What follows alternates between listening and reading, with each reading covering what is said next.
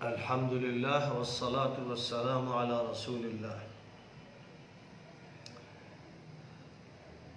کل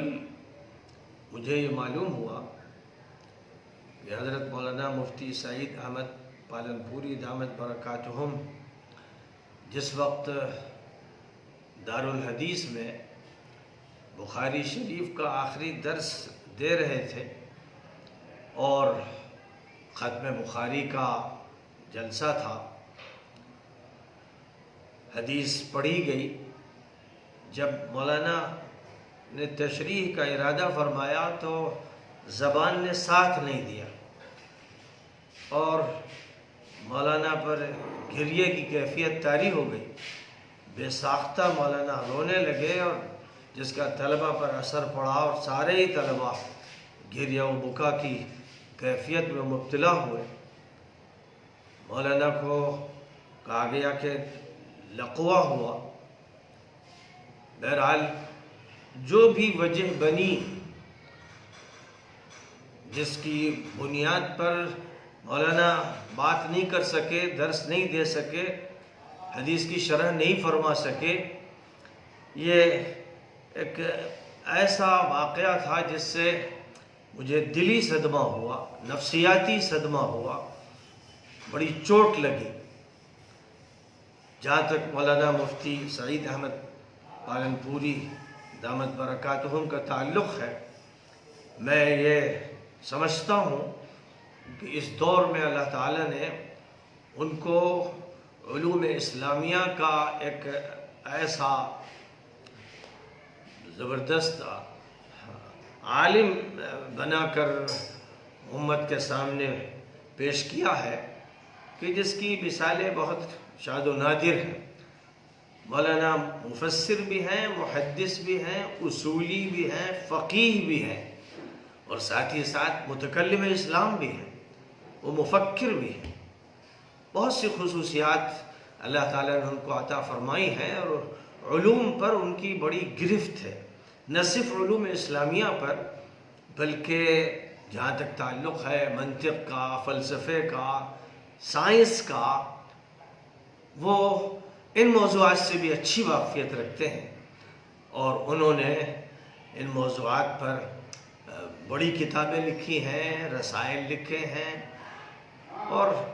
مولانا کی جو تقریر ہوتی ہے بڑی مرتب ہوتی ہے، بڑی مدلل ہوتی ہے۔ مولانا کا امتیاز تحریر میں بھی ہے اور تقریر میں بھی ہے اور اس میں کوئی شک و شبہ نہیں ہے کہ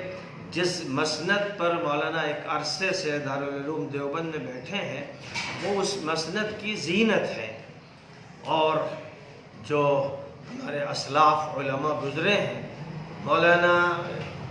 واقعہ یہ ہے کہ ان کی نمائندگی کرتے ہیں اور وہ بقیت السلف ہے، اس لیے دل سے دعا نکلی کہ اللہ تعالیٰ ان کو جلد از جلد صحت عطا فرمائے، عمر دراز عطا فرمائے اور یہ سلسلہ علم کا جو ان کی ذات سے چلتا رہا، یہ نہ صرف یہ کہ باقی رہے، اللہ تعالیٰ اس کو دائم و قائم رکھے۔ ایسے ہمارے علماء دھیرے دھیرے اٹھتے چلے جا رہے ہیں۔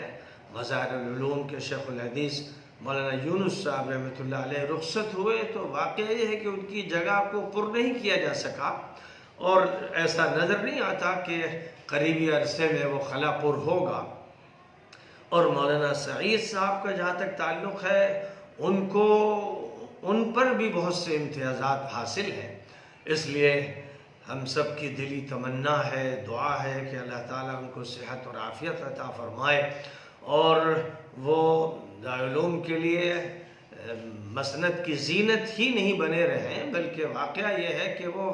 فکر کے اعتبار سے، علم کے اعتبار سے ایک رہنما اور ایک مرشد کی حیثیت رکھتے ہیں۔ وہ دارالعلوم پر، طلباء پر، مدرسین پر تنقید بھی کرتے رہے ہیں، یہ ان کے دل کا درد ہے جس کو وہ بیان کرتے ہیں اور ظاہر ہے کہ لوگوں کے اندر یہ حوصلہ ہونا چاہیے کہ وہ اپنے بڑوں کی تنقیدوں کو سنیں اور ان کے ذریعے اپنی اصلاح کریں، اپنی کمیوں کو دور کریں۔ تو بہرحال یہ ایک ایسی خبر تھی جس سے بڑا صدمہ ہوا اور دعا میں مشغول ہوا، اور دعا ظاہر ہے کہ ہم سب کر رہے ہیں، دیوبند کا، دارالعلوم کا ہر طالب علم دعا کر رہا ہے، استاد کر رہا ہے، اور منتظم کر رہا ہے، بلکہ امت اور ملت سے تعلق رکھنے والے ایسے علماء اور ایسے اصحاب الفکر اور ایسے اصحاب ارشاد کے لیے پوری ملت دعا کرتی ہے، امت دعا کرتی ہے۔ اللہ تعالیٰ جلد از جلد ان کو شفا عطا فرمائے اور عمر دراز کے ساتھ اللہ تعالیٰ پھر ان کو